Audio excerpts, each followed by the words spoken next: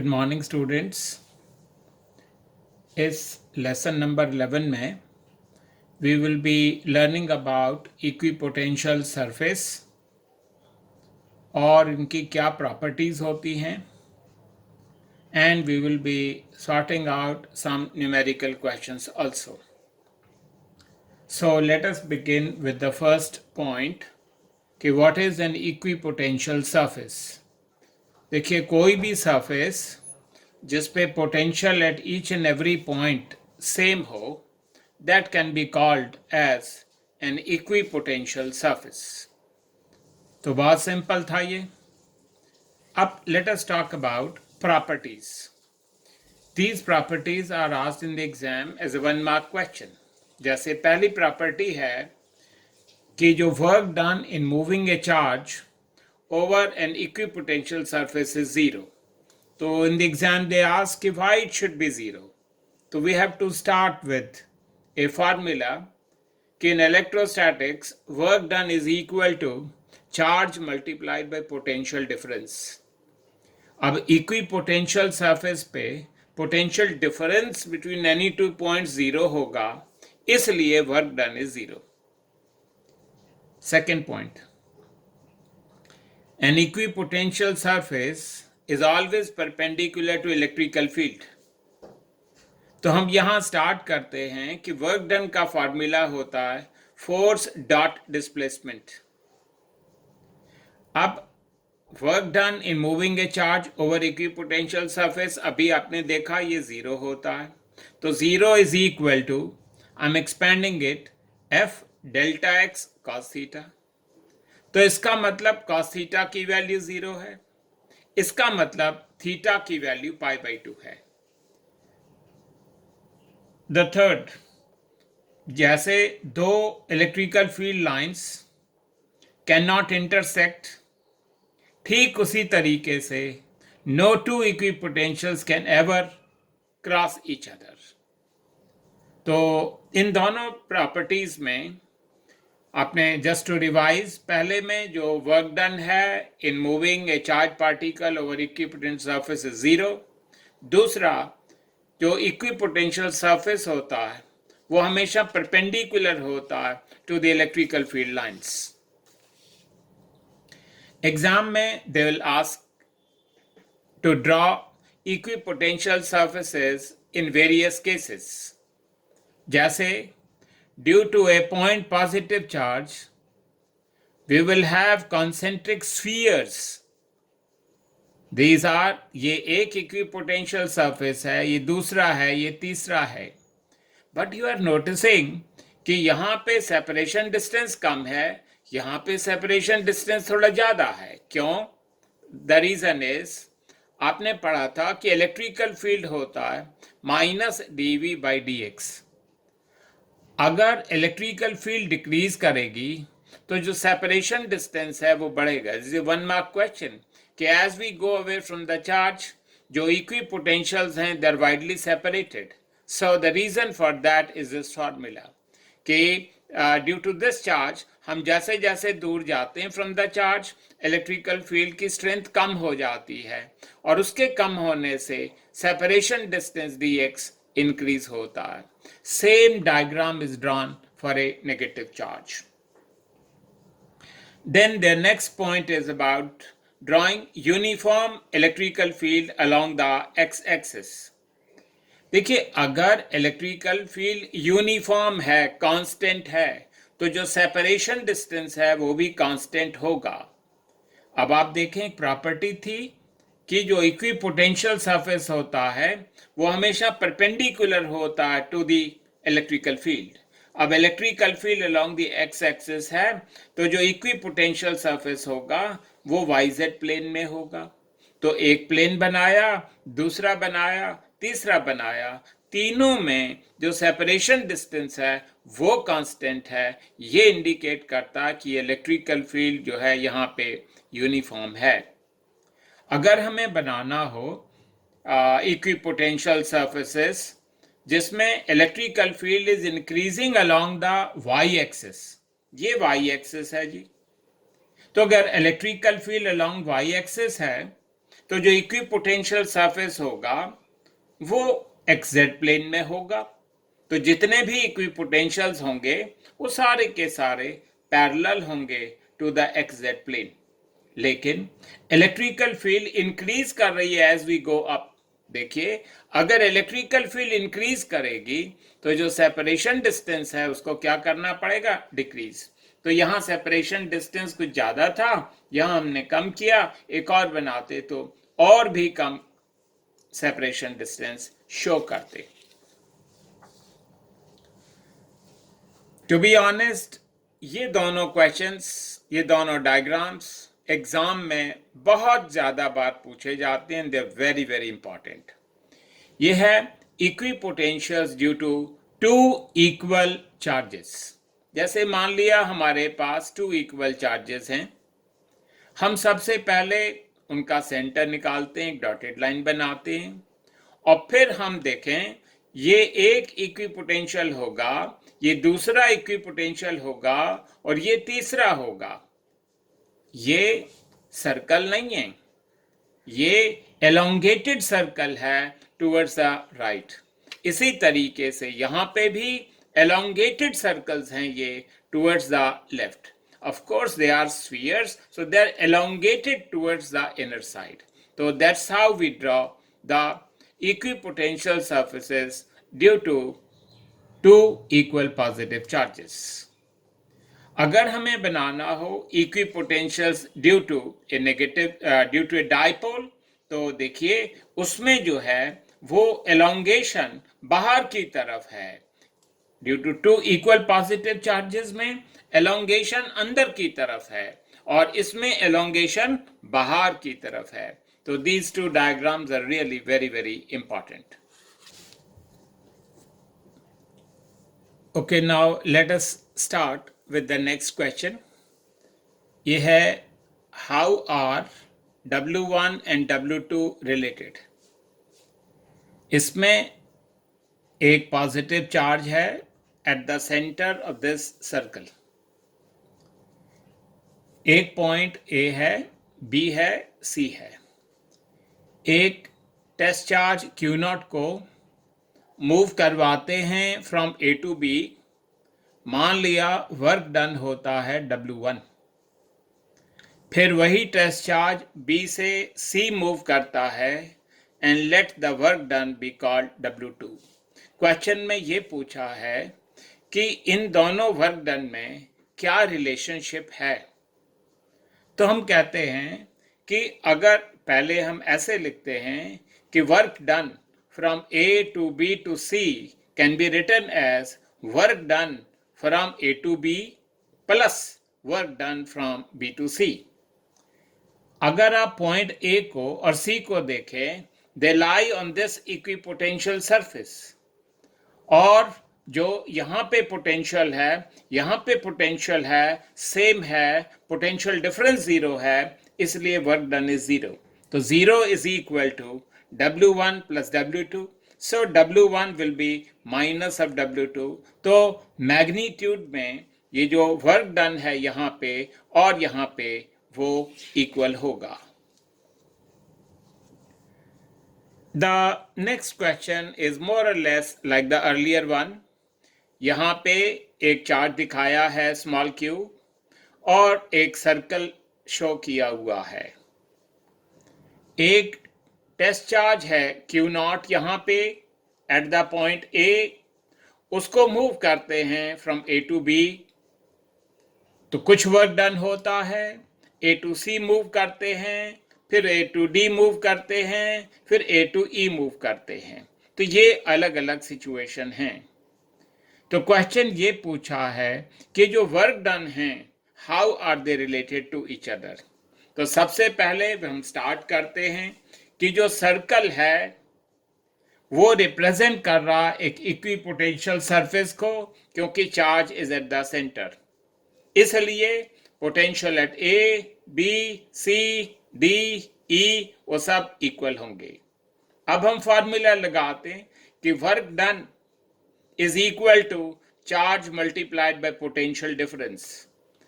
चाहे आप AB का केस लो, AC का केस लो, एडी का केस लो, एई का केस लो, सभी केसेस के अंदर पोटेंशियल डिफरेंस जीरो है, इसीलिए सब केसेस में वर्क डन की वैल्यू जीरो है।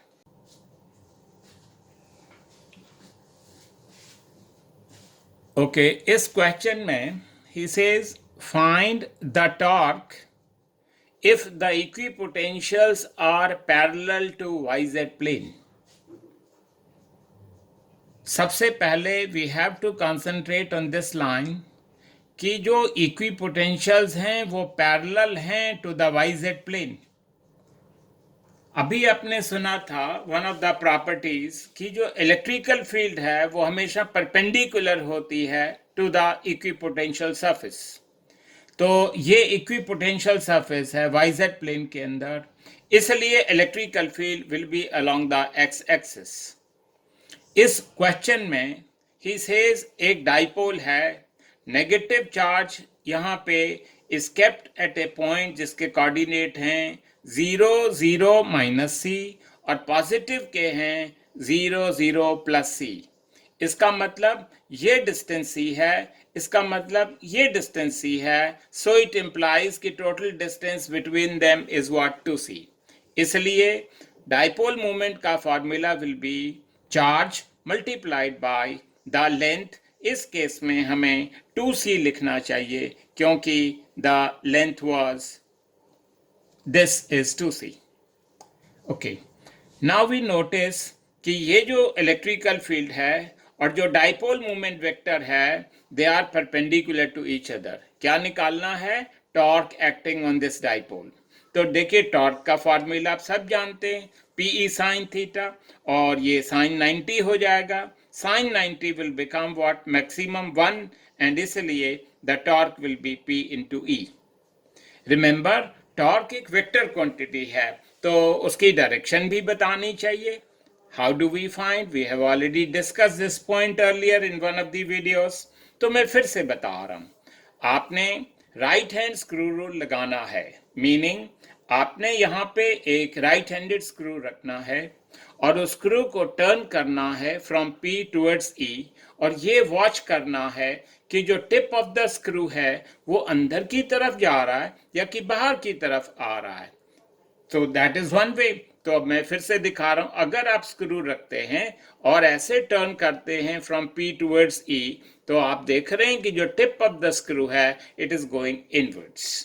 सो the direction of the torque will be going inwards, मतलब it will be along the negative y axis.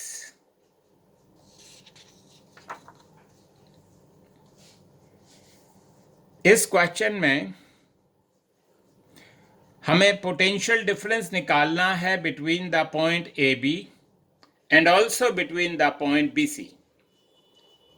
That is the question.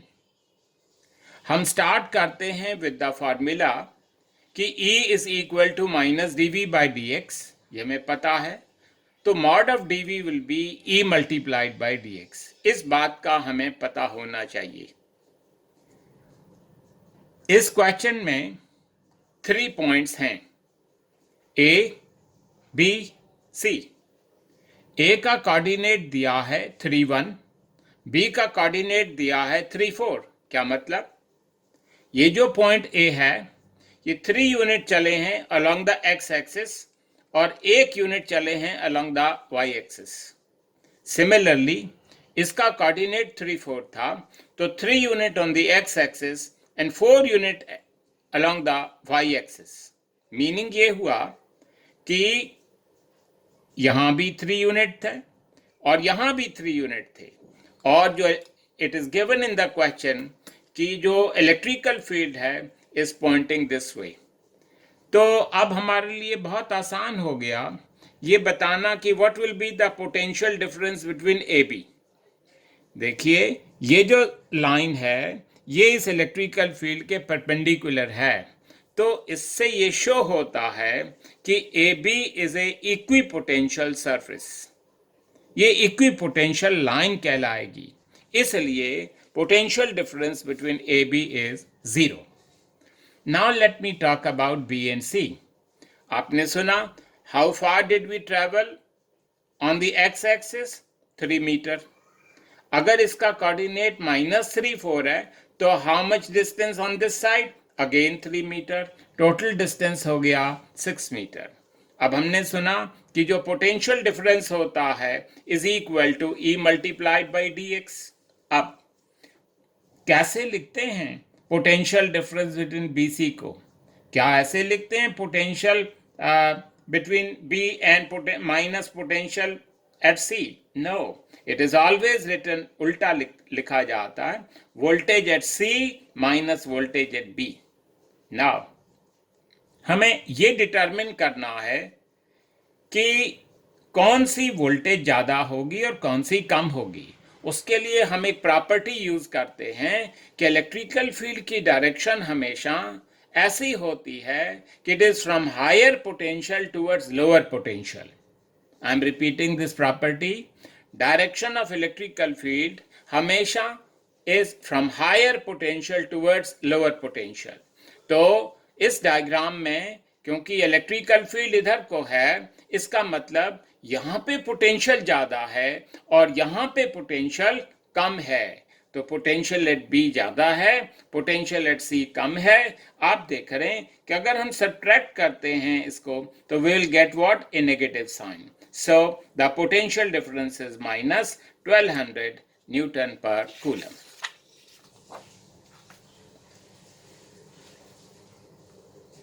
Again, this question is a very important question. We will also come across this point when we discuss the application of Gauss's theorem. The question is कि show the variation of electrical field and voltage due to a charged spherical shell. यहाँ पे एक charged spherical shell दिखाया है of radius r having charge q. हमने पहले एक graph बनाया शोइंग कि इलेक्ट्रिकल फील्ड कैसे वेरी करेगी अगर हम सेंटर से बाहर की तरफ चले जाएं। यहाँ पे एक और ग्राफ बनाया जिसमें फिर से ये शो किया कि how the potential is varying from the center as we go out. पहला ग्राफ शो कर रहा है कि जब तक हम चार्ज स्फेरिकल शेल के अंदर हैं इलेक्ट्रिकल फील्ड की वैल्यू 0 होगी। On the surface electrical field का फॉर्मूला KQ/R² होगा और जैसे जैसे हम दूर जाएंगे इलेक्ट्रिकल फील्ड रैपिडली डिक्रीज करेगी और उसका है formula electrical field outside the shell, ओ मतलब आउटसाइड, KQ/r²। तो हम ये लर्न कर लें कि स्फीयर के अंदर, एक चार्ज स्फेरिकल शेल के अंदर कोई इलेक्ट्रिकल फील्ड नहीं होती। सरफेस पे KQ/R² होता है और जैसे जैसे हम बाहर जाते हैं इलेक्ट्रिकल फील्ड कम होने लगती है और वो हो जाती है KQ/r²। अब हम वोल्टेज का ग्राफ देख रहे हैं। ये ग्राफ कहता है कि so long as we are inside the sphere या on it the value of the voltage potential is constant। मतलब वोल्टेज कहाँ पे, अंदर या on the surface, वो कांस्टेंट है और उसका फॉर्मूला है KQ/the actual radius of the sphere r। जैसे जैसे बाहर जाते हैं पोटेंशियल कम होगा और उसका फॉर्मूला बन जाएगा KQ/r। तो ये चीज़ें हमें याद रखनी है कि सरफेस पे क्या है और जब बाहर जाते हैं तो इलेक्ट्रिकल फील्ड कैसे डिक्रीज करती है, वोल्टेज कैसे डिक्रीज करती है एज वी गो अवे। अब इसमें दो small questions are asked in the exam. वो है कि show that the potential at each and every point in the interior of a charged spherical shell is constant. I am repeating the question.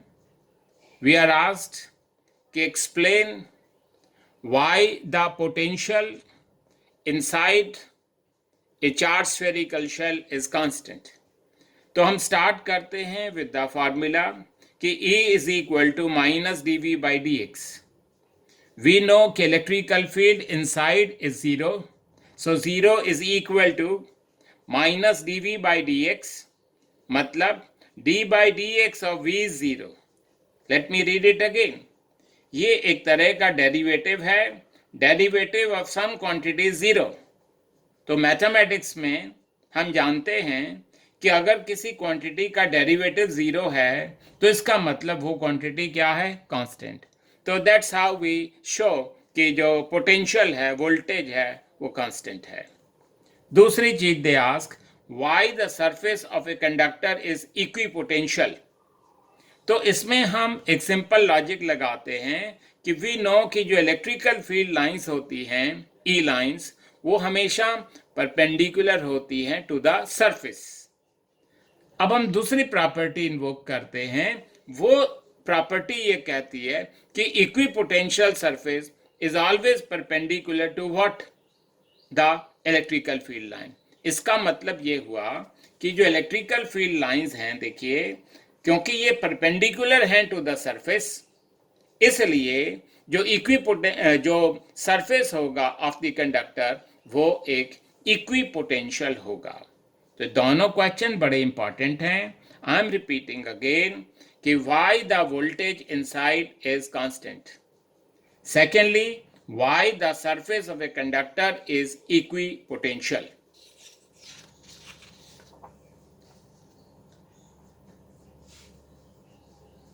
This question is based on the two formulas that we learnt. I am showing it again कि voltage inside या surface पे के Q by are होता है और outside हो जाता है k q divided by small are.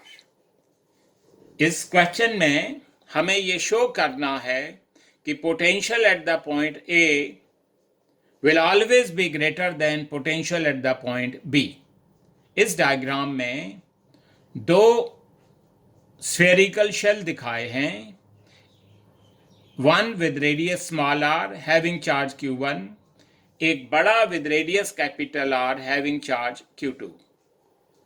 अब हम कहते हैं कि पोटेंशियल एट द पॉइंट ए वो स्फीयर नंबर 1 की वजह से भी होगा और 2 की वजह से भी होगा. अब potential at the point A due to sphere number 1 क्या होगा? We have to say identify कि ये पॉइंट ए कहाँ पे लाई कर रहा है. वी से ये पॉइंट ए तो इस सरफेस पे लाई कर रहा है ऑन स्फीयर नंबर 1. तो ये वाला फॉर्मूला लगेगा, पहले वाला. कौन सा? K q divided by actual radius plus potential at A due to sphere number 2. Again we ask, ये पॉइंट ए कहां पे है in relation to sphere number 2? You say ये तो अंदर है. अगर अंदर है तो फॉर्मूला यही लगेगा, k q divided by actual radius, और एक्चुअल रेडियस था कैपिटल आर. इसी तरीके से potential at the point B 1 की वजह से भी होगा और 2 की वजह से भी होगा. नाउ आई आस्क, ये जो पॉइंट बी है ये कहां पे है in relation to sphere number 1? You say ये तो इट लाइज आउटसाइड इट. अगर आउटसाइड है तो ये फॉर्मूला लगेगा, मतलब के Q the charge k Q1 divided by the actual distance, ये कितना है? Capital R. प्लस ये पॉइंट बी कहां पे लाई कर रहा है in relation to sphere number 2? It is lying on it. On it का ये फॉर्मूला होता है. तो k q divided by the actual radius, तो k Q 2 divided by are. तो हमने यहां से वी ए की वैल्यू लिखी, फिर वी बी की वैल्यू लिख ली और दोनों को सब्ट्रैक्ट किया. आप देख रहे हैं जब सब्ट्रैक्ट करते हैं तो ये टर्म्स कैंसिल हो जाती हैं और V A minus V B becomes equal to K times of Q1 1 over small R minus 1 upon capital R. तो अब इसके बाद हमने एलसीएम लिया और ये एलसीएम आया small R into capital R. पहले कैपिटल आर लिखा, फिर स्मॉल आर लिखा. अब आप देखें, कैपिटल आर डायग्राम में बड़ा है, स्मॉल आर छोटा है, तो ये जो आंसर आएगा वो पॉजिटिव होगा. पॉजिटिव का मतलब ग्रेटर देन 0. इसका मतलब वोल्टेज एट ए हमेशा ज़्यादा होगी then voltage is B.